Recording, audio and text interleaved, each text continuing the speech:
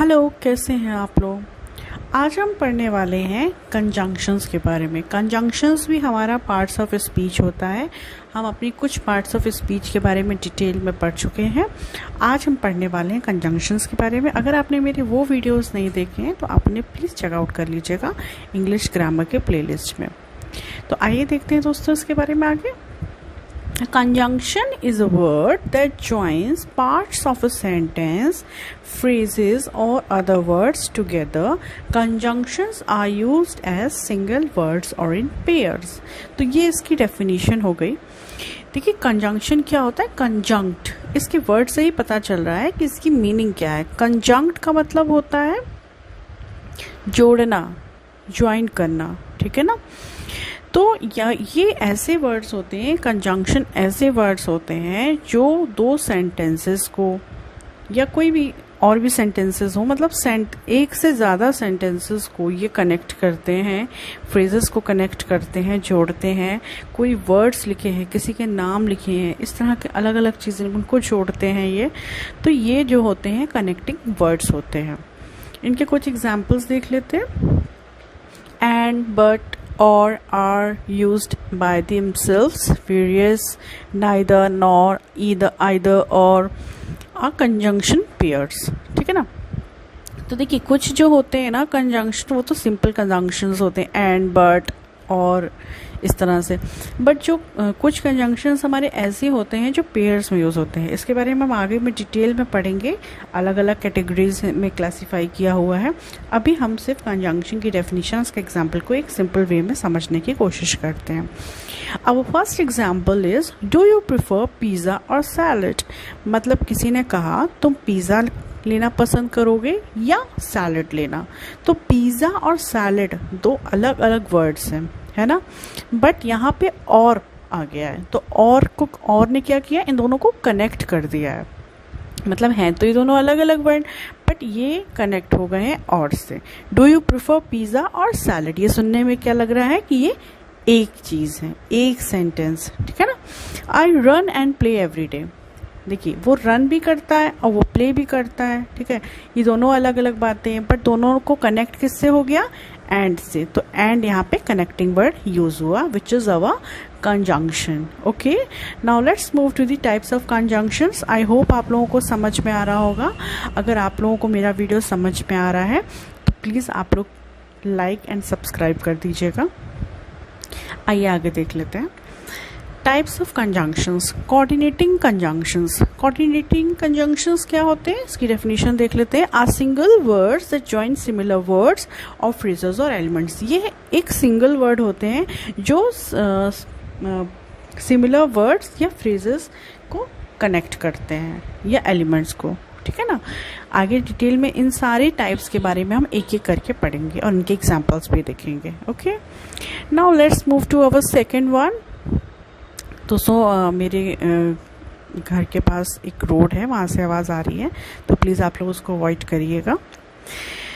Subordinating conjunctions also join similar words, phrases और elements but exist in pairs. तो ये क्या होते हैं, सबऑर्डिनेटिंग कंजंक्शंस क्या होते हैं, ये हमेशा सिमिलर वर्ड्स, फ्रेजेस और एलिमेंट्स में यूज़ तो होते हैं, कोऑर्डिनेटिंग कंजंक्शन की तरह ही है। बट यहाँ पे एक चेंज है कि ये क्या होते हैं, पेयर्स में आते हैं, ठीक है ना। जैसे ईदर और नीदर, नो, आगे भी हम लोग देखेंगे इसके बारे में। Now third one is correlative conjunctions. What are correlative conjunctions? They are actually adverbs that are used as conjunction. ये एक्चुअली में क्या होते हैं, एडवर्ब्स होते हैं, बट ये एज अ कंजंक्शन यूज होते हैं। तो आज हम इनके बारे में, कोरिलेटिव कंजंक्शंस के बारे में एज एन कंजंक्शन पढ़ेंगे। फिर इसके बाद हम एक एडवर्ब का सेपरेट वीडियो बनाएंगे, उसमें एज एन एडवर्ब पढ़ेंगे। Alright, so no need to confuse. आगे देखते हैं। All the coordinating conjunctions easy to remember using the mnemonic fan voice। अगर आपको coordinating conjunctions को कभी याद करने में थोड़ी परेशानी हो या भूल जाए, कभी कभी नहीं याद आता है चीज़ें, तो आप ये एक mnemonic याद रखिएगा जिसका नाम है fan voice। इस fan voice से आप coordinating conjunctions को easily याद रख सकते हैं। सो फैन बॉयज में क्या है, F stands for, A stands for and, N stand for nor, B stand for but, O stands for or, and Y stand for yet. Okay, and S stands for so. Okay, तो ये हमारी fan boys के mnemonic का पूरा हमने आपको बता दिया। और इसमें एक बात और याद रखने वाली है, जो कोऑर्डिनेटिंग कंजंक्शंस होते हैं ये कभी भी बिगिनिंग में नहीं आते हैं, ये हमेशा मिडिल ऑफ द सेंटेंस में आते हैं। ठीक है ना, तो देख लेते हैं। पहला फॉर को देख लेते हैं। It is use to cite reason or purpose, ये कोई भी रीजन या पर्पस को बताने के लिए फॉर यूज होता है। For example, I bought a new bag for my upcoming trip, मैंने एक नया बैग खरीदा है, मेरी एक ट्रिप होने वाली है, मैं कहीं ट्रिप पे जाने वाला हूँ, उसके लिए मैंने एक नया बैग खरीदा है। मतलब उसने ये बता दिया उसने बैग खरीदा है, एक अलग चीज़ हो गया, और उसने क्यों खरीदा है ये भी उसने बता दिया। तो ये दो सेंटेंस क्या हो गए, आपस में जुड़ गए, किससे, फॉर से। All right. Now second one is and. It stands or adds one thing to another. Example, I love both apples and bananas. मतलब कि and जो होता है ना, हमेशा दो चीज़ों को जोड़ने के लिए बात होती है इसमें। ठीक है, जैसे मुझे एप्पल भी पसंद है और मुझे बनाना भी पसंद है, मैंने बोला मुझे कॉफ़ी भी पसंद है, मुझे चॉकलेट शेक भी पसंद है। तो इस तरह से कोई भी चीज़ आपको पसंद हो सकती है, कोई भी दो चीज़ों को जोड़ने के लिए ये क्या होता है, एंड का यूज होता है। Alright, now let's move to the third one. The third one is nor. It is use to indicate a negative idea to an already existing negative idea. मतलब कि एक नेगेटिव आइडिया है कोई, ठीक है ना, उसको वो तो पता है आपको कि ये नेगेटिव बात हो रही है, बट उसमें क्या होता है, उसको बताने के लिए, शो करने के लिए, ठीक है ना, ये यूज होते हैं। ठीक है ना, नॉर। जैसे नीदर, जैसे लिखा है नीदर द वाइट ड्रेस, मतलब नीदर से तो समझ में आ गया आपको कि ये नेगेटिव बात है, बट यहाँ पे नॉर यूज़ करेंगे तो आपको मतलब किसी भी नेगेटिव आइडिया में उसको इंडिकेट करने के लिए कि नेगेटिव है, नॉर का इस्तेमाल होता है। Neither the white dress nor the yellow one goods look good on me. तो मतलब कि ना ही सफ़ेद ना ही पीली ड्रेस, दोनों ही मेरे ऊपर अच्छी नहीं दिखती हैं। ठीक है, now fourth one is it is use to show a contrast between two items or ideas.